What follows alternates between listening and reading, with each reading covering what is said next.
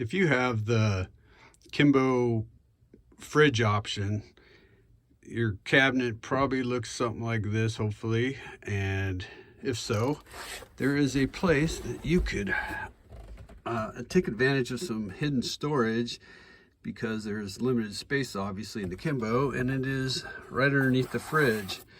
And we've incorporated some steel baskets that are held in place in the back by magnets. And so I'll show you how I did it, and I'll put a link below in where I got the steel baskets.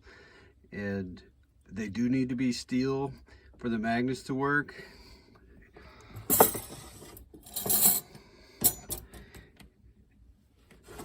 And it just ends up being a great place to hide your utensils, and they stay put, and we've never had them come out. You do need this foam in place.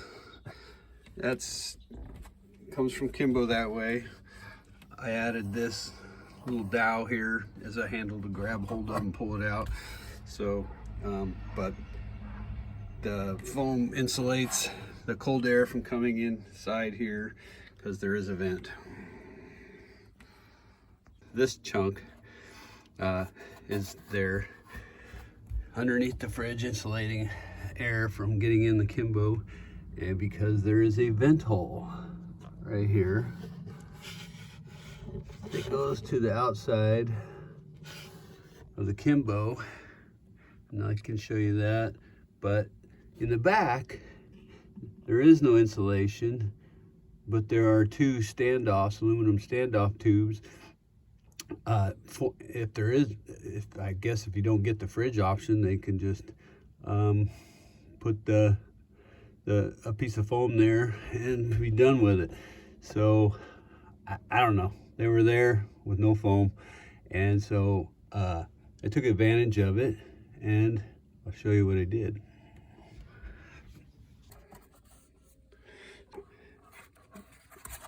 This piece of foam did not come with this wood strip on the back. I added that because I wanted to be able to grab it, something to pull on. I didn't want handles per se, but I was just trying to take advantage of what they already had built into it. So I can grab this little dowel. It's just a piece of dowel, and I did sand a flat spot on it on the back. You can't see that right now.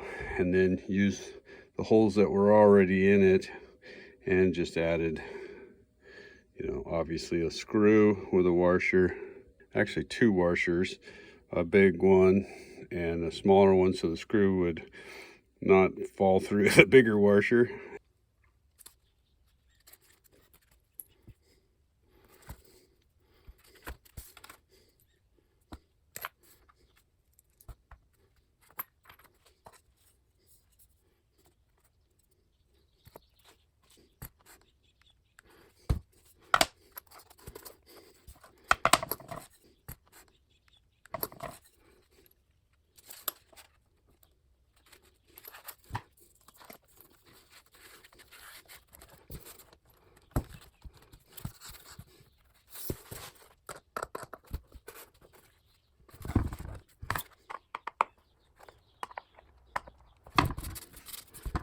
So let's check out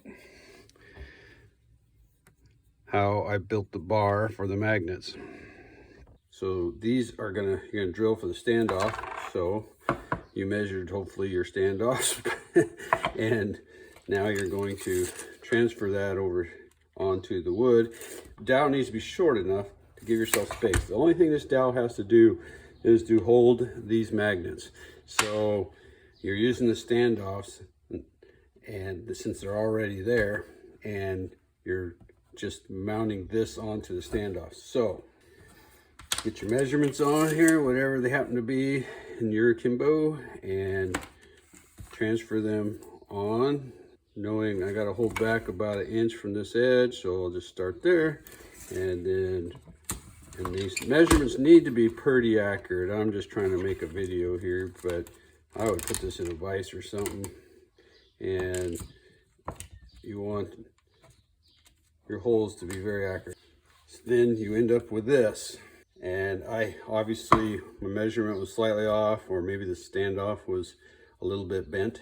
So I expanded that with a rat tail file and a drill, just reaming it out a little bit, like so.